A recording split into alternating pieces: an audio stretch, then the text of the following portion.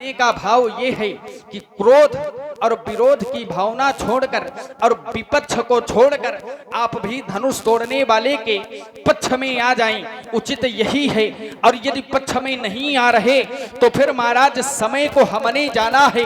एक सीधी चेतावनी दिए देता हूं, यदि नीत पथ पर तुम चलोगे तो शायद हम तुम्हें छोड़ देंगे, यदि नीत पथ पर तुम चलोगे तो शायद हम तुम्हें छोड़ देंगे, यदि लिया बाबा अनीत का सहारा तो फिर मानो नसनस तुम्हारी तोड़ देंगे। राजकुमार लक्ष्मण ने कहा कि धनुष शंकर भगवान का है तो क्रोध यहाँ पर शंकर भगवान को करना चाहिए, विरोध यहाँ पर शंकर भगवान को करना चाहिए, गणेश जी को करना चाहिए। ऐसा नहीं है राजकुमार लक्ष्मण।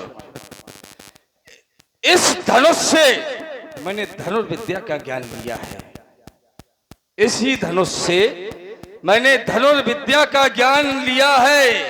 श्रद्धा के सुमन समर्पित कर मैंने शिव को संतुष्ट किया, उसी समय पर यह अजगौ शंकर ने मुझको भेंट किया।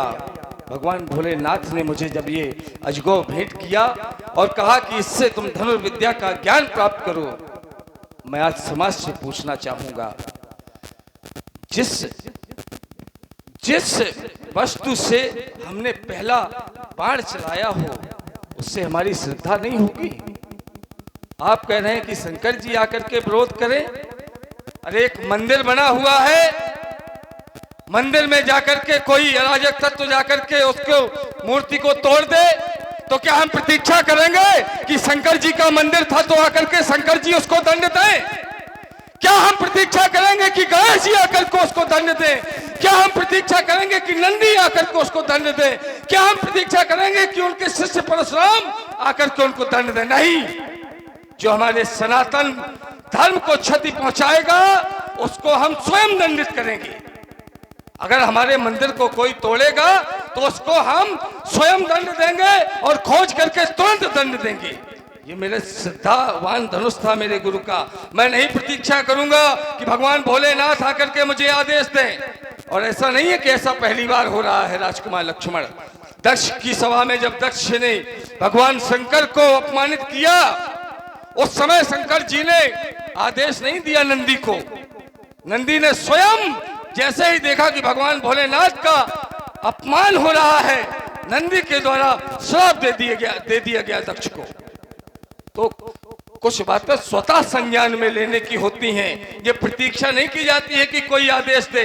गलत हुआ है, धर्म के विरुद्ध कार्य हुआ है और धर्म की रक्षा के लिए परशुराम खड़ा है। देखिए महाराज, कोई व्यक्ति यदि मंदिर को तोड़ेगा तो उसका विरोध हम स्वयं करेंगे। ध्यान देना, मंदिर में बैठी वह मूर्ति यदि कोई उस पर प्रहार करेगा तो वो हमारे भगवान हैं। कोई शंकर जी पर प्रहार करेगा वो हमारे भगवान हैं। फिर हमें किसी की आवश्यकता नहीं है, उनका हम स्वयं विरोध करेंगे। लेकिन समस्या ये है, देखिए भगवान तो सबके हैं।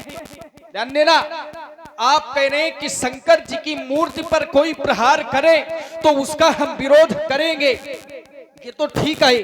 भगवान सबके हैं, शंकर जी सबके हैं। लेकिन यदि किसी से पूछ लिया जाए कि शंकर जी के कितने हैं तो शायद बहुत कम हो।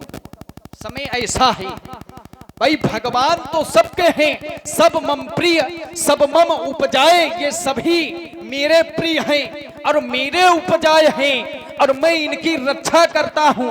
करऊं सदा तिनके रखवारी और जिम पालक राखे महतारी। इस संसार की रक्षा परमात्मा करते हैं, तो परमात्मा तो सबके हैं, लेकिन परमात्मा के कितने हैं ये कठिन विषय है। अब आइए, आप कह रहे हैं कि यदि कोई प्रहार करेगा तो हम विरोध करेंगे। हाँ बिल्कुल, आपका विरोध करना उचित है, लेकिन क्या केवल आप ही भगवान शंकर के हैं? और यहाँ पर कोई भी व्यक्ति भगवान शंकर का नहीं है, सभी हैं तो सभी, लेकिन विरोध केवल आप कर रहे हैं। विषय ये है भाई, विरोध यदि हो तो यदि सब विरोध करें तब तो ठीक है, लेकिन केवल परशुराम जी विरोध करें और कोई विरोध ना करे तो ये गलत है। गलत क्यों है? इसलिए क्योंकि महाराज भगवान शंकर इस संसार के स्वामी हैं, स्वामी। और जो संसार का स्वामी है तो उसका तो ये सारा संसार है, और जिसका सारा संसार है तो महाराज ये सारा संसार उसका होकर और विरोध न करे, केवल परशुराम जी विरोध करें, तो ये बात हमको कुछ ठीक नहीं लग रही है। शंकर जी संसार के स्वामी हैं। एक बार माता जी ने देखा था, माता सती और हमारे भोले बाबा मार्ग से जा रहे थे, तो रास्ते में उन्होंने देखा तो माता सती ने ये विचार किया कि ये जो हमारे स्वामी हैं, हमारे भोलेनाथ हैं, ये सारे संसार के रक्षक हैं, सारे संसार के स्वामी हैं। और जो संसार के स्वामी हैं तो वो आज इन बालकों को देखकर प्रणाम कर रहे हैं। तो महाराज विचार करिए, जो संसार का स्वामी होगा तो उसका ये पूरा संसार होगा, और जिसका पूरा संसार होगा तो फिर यदि शंकर जी का धनुष टूटा है तो ये सब शंकर जी के हैं, सब। क्यों? क्योंकि राजा जनक स्वयं शंकर जी का शिष्य है, और जब यहाँ का राजा शंकर जी का शिष्य है तो ये प्रजा है बालक, और पिता यदि किसी की पूजा करेगा तो निश्चित है कि पिता को देख के बालक भी उसकी पूजा करेगा। तो यहाँ का राजा स्वयं विरोध नहीं कर रहा है, तो फिर आपका ये लाठी डंडा चला रहे हो। राजकुमार लक्ष्मण, विरोध वह व्यक्ति कर सकता है जिसमें सामर्थ्य हो विरोध करने का। यहां पर जो लोग बैठे हुए हैं वो लोग तो पहले ही श्रीहत हो चुके हैं, वो लोग पहले ही श्रीहत हो चुके हैं। तो विरोध, परशुराम के अंदर वो सामर्थ्य है, इसलिए परशुराम विरोध में खड़ा है। राजकुमार लक्ष्मण, बार बार तुम मेरे क्रोध की बात कर रहे हो, तो क्रोध क्यों ना परशुराम करे? क्रोध तीन प्रकार के होते हैं। पहला क्रोध वात्सल्यमयी क्रोध, दूसरा क्रोध करुणामयी क्रोध, तीसरा क्रोध आवृत्तिमयी क्रोध। जब कोई छोटे बालक से कोई वस्तु नष्ट हो जाती है, टूट जाती है, गिर जाती है, कोई कीमती वस्तु, तो बहुमूल्य वस्तु, तो उससे क्रोध तो उत्पन्न होता है। उसी क्रोध को हम कहते हैं वात्सल्यमयी क्रोध। कोई श्रद्धावान वस्तु या प्रिय वस्तु अगर नष्ट हो जाए, उससे जो क्रोध उत्पन्न होता है, उस क्रोध को करुणामयी क्रोध कहा जाता है। और सम्मुख शत्रु को देख करके जो क्रोध उत्पन्न हो, उसे आवृत्तिमयी क्रोध कहा जाता है। और राजकुमार लक्ष्मण, आज विडंबना इस बात की है कि परशुराम को तीनों क्रोध करने पड़ रहे हैं, क्योंकि धनुष तोड़ने वाले के पक्ष से एक बालक खड़ा हुआ है, इसलिए मुझे वात्सल्यमयी क्रोध करना पड़ रहा है। मेरी श्रद्धा से युक्त ये भगवान शंकर का धनुष का खंडन हुआ है, इसलिए आज यहाँ पर करुणामयी क्रोध करना पड़ रहा है। और धनुष तोड़ने वाले को मैंने स्वीकारा है शत्रु, और शत्रु की बार बार जो भाषा प्रयोग कर रहे हो राजकुमार लक्ष्मण, वो तुम शत्रु की भाषा प्रयोग कर रहे हो, इसीलिए आज मुझे ये तीनों क्रोध करने पड़ रहे हैं राजकुमार लक्ष्मण। महाराज, मैं फिर से आपको वही बात बता रहा हूं, देखिए क्रोध करना उचित है, ऐसा नहीं है कि क्रोध नहीं करना चाहिए, करना चाहिए, लेकिन कहां करना चाहिए? जहां पर क्रोध से विनाश ना हो वहां पर करो, तब तो ठीक है।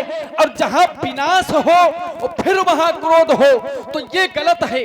आप क्रोध कर रहे हैं और आपने घोषणा कर दी है कि सो बिलगाऊ बिहाई समाजा और नत मारे जंघई सब राजा, तो यहाँ पर जो क्रोध है वो विनाशकारी क्रोध है, और क्रोध से सदैव विनाश होता रहा है। तो महाराज, यहाँ पर यदि आपके क्रोध से विनाश हो जाए तो ये हमें ठीक नहीं लग रहा, ये उचित नहीं है। इसलिए महाराज फिर से मैं आपको बता रहा हूँ, क्रोध और विरोध की भावना छोड़कर धनुष तोड़ने वाले की शरण में जाओ। धनुष तोड़ने वाला धर्मात्मा है, धनुष तोड़ने वाला सदाचारी है, धनुष तोड़ने वाला धर्माचारी है, धनुष तोड़ने वाला इस संसार के लोगों की रक्षा करने वाला है। उसकी शरण में जाइए, उसकी कृपा प्राप्त होगी। आप उसको स्वयं जान जाएंगे, उसको साधारण सब कोई जान नहीं सकता है, क्योंकि हमारे आचार प्रमाण ये देते हैं, तुम्हारी कृपा तुम्हें रघुनंदन और जाने भगत भगत उर